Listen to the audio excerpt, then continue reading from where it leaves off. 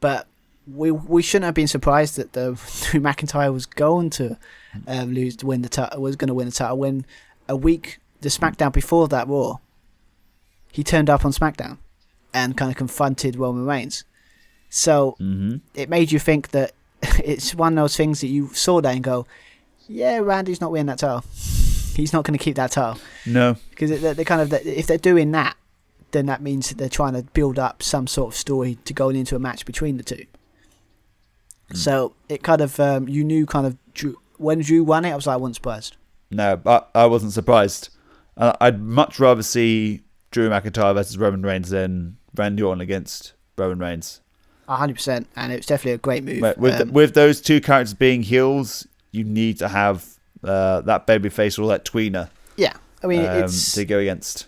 But against the evil. And also, it's better booked as well. I mean, it's the first time in a very long time is that normally you have these big matches when they talk about these massive matches. These are huge, you know. Normally you say it, but then they just say it because they have to say it. And you go, is it though? Is it? But with this match, it felt because both have been booked really good.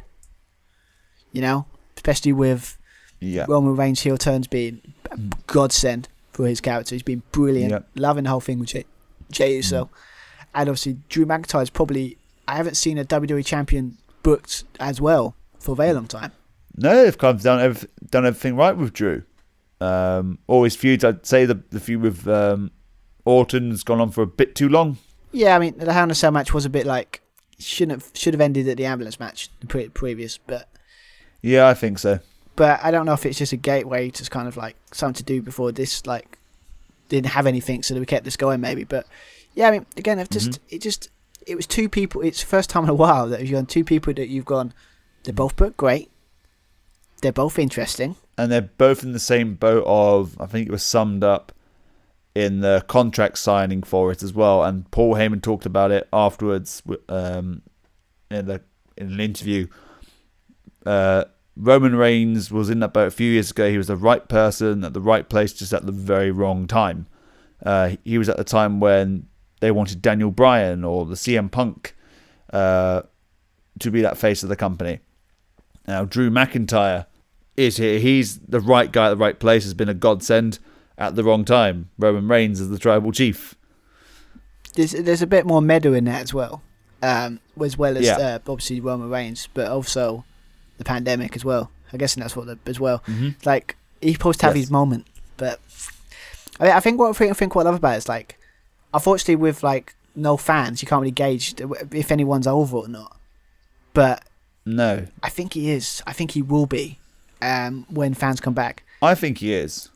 He tells a story very well. And I like one of his lines, one of his deliveries he had with the contract signing was like, not on the microphone, just to Rowan, like, please underestimate me.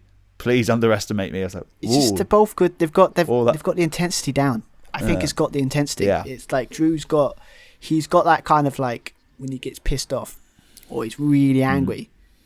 I know it sounds obvious, like little things, but like, he's got the facial expressions down. It actually feels like an actual... Yeah.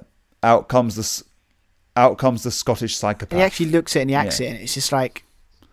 I don't know what it is. It's like, I think what helps is I think his character's very relatable. And also, he's very damn good in the ring. Very damn good. He looks great in a kilt and with a claymore as well. That's a nice addition to his entrance. Interesting thing about it with the sword, apparently that's Vince's. Is it? Yeah. Well, apparently, obviously, in storyline, but obviously Sheamus... It's by his grandfather. Something like that. Or like, that's what was it, Sheamus gave it to him. But like, I was reading, obviously I'm looking up on the rumours and stuff. Yeah, that was Vince's. He gave it to him. Like his brothers. Okay. So if that probably shows how much Drew McIntyre's regarded in that company at the moment.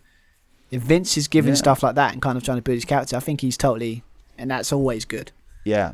I think he might be the face. Well, he's a WWE champion, not even though Roman won and Universal title is trying to be presented as like the main title. Like, Universal title is the secondary title. I mean, I've never liked the Universal Championship, to be honest. I've said this before. I know, it's just we're kind of tipped on the when it should be, yeah. But always saying it's basically good build. I liked it. For how they only gave 2 weeks? Yep. And they 2 weeks, they've done a good job of building up. They're like, I want to see this match. So I give it. I want to see probably this match. Because you got Paul Heyman probably helping write it, You've got Roman Reigns that's got his character down to a T. And you've got Drew McIntyre so likable. It had all the mixtures for a good match. And they're both booked well and both well protected. Yes. What a shocker. If you actually book someone right and let them be themselves and have a decent character, people would actually want to watch a match. I know it's a foreign concept to some people, but it's just like, this is how you should be booking big matches like this. You know? It has that feeling. It could be one of those, if they built it right, it could be one of those era feuds. You know, like the kind of like, I don't want to sit there and go the COVID era, but you know, like every era has a kind of feud that kind of defines them. The McIntyre Reigns era. Yeah, why not? I mean, gotta be honest, why not?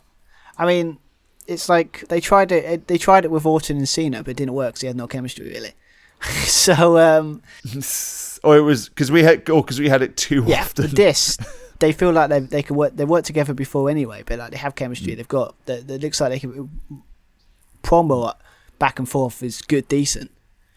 I think again, like the New Day and the Street Profits, like it's a feud that I could love to see, but obviously won't. But for many months, it could be like a giant, a massive feud. It's a WrestleMania main event feud, 100%.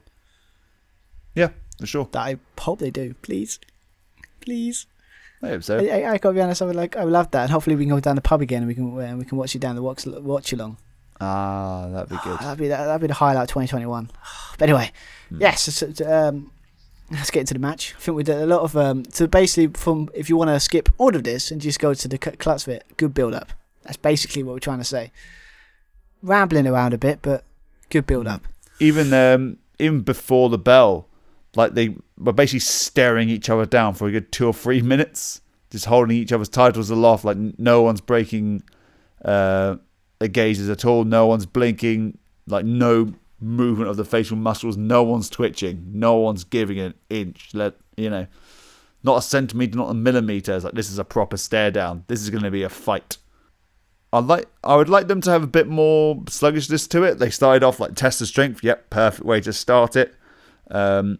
Drew starts off a little bit dominant. It's just the little things, they don't mention about it, but Drew's holding the centre of the ring, he's in control. Then they take turns like headlocks. What you can do, I can do better. Headlocks. Roman Reigns is thrown outside the ring. He takes his time to get back in the ring. Then Drew is, when he's thrown to the outside, Drew actually makes the effort to try and not fall out the ring. He takes a kick to the face. He's thrown into the ring post. But he tries not to leave the ring because he wants that to be his yard. He wants to control the ring, but Reigns is inside trying to knock him out of it. So it's like, and control the pace as well, because obviously after that kind of putting the ring post, it's kind of very slow and methodical. That again, very Orton-y, I would say, but it's like it's a good way that like a heel can do. It's like, I'm not doing it at your pace, you're doing it at my pace. And it's why them Uso matches are so good, because they were slow. Very slow, methodical kind of matches. Nothing crazy, but it was like so good. What's quite welcoming is they didn't have. There was a little bit of monologuing, which kind of wasn't needed, but that you could have some monologuing for Reigns and Uso, but they did it far too often. There's far too much talking. They just let these two guys just kick the crap at each other, just let their actions do the talking. Yeah, I guess it's a different kind of style. But that it was very personal, so you had to do the story based more than the wrestling based. But this is just a straight up match. So I guess there's less of the chat, more of the action, right? Yeah. And it's got some good stuff again. Both cool counters. Obviously, they have faced each other many times with the wars between the Shield and was it Dolph and himself and that stupid Dogs of War stable with Braun Strowman that we don't talk about. But so they faced each other many times. So it's not a situation as the first time. So and it showed here because obviously you had a bit where it's like Roman Reigns going for the Superman punch. Obviously McIntyre kind of countered it, trying to get his old future shock DDT, trying to hit that, couldn't get that. Yep. A lot of I like the kind of it has mutual respect. Like they know each other very well, as like in facing each other in ring as characters, but also as like in ring in general, they know each other very well. I kind of like the story where it's kind of like Roman Reigns is kind of underestimating him in some ways. And thinking he's the Drew that he faced before, like in the past. Yes. And then, like when he hit the spear, when he hit like Superman punches and he couldn't put him away. I like the idea. It's like it's like he's not the same guy that you've faced before. Yeah, he speared him, kicked out, Samoan drop through the announce table, spear into the barricade. Okay, that's got to be it. Rolls into the ring. 1, 2. No, kicks out. Spears him again. Kicks out. He says, yeah, this is not the same Drew McIntyre. Yeah, this guy's more resilient than he used to be. I mean, point out, Yeah. it took two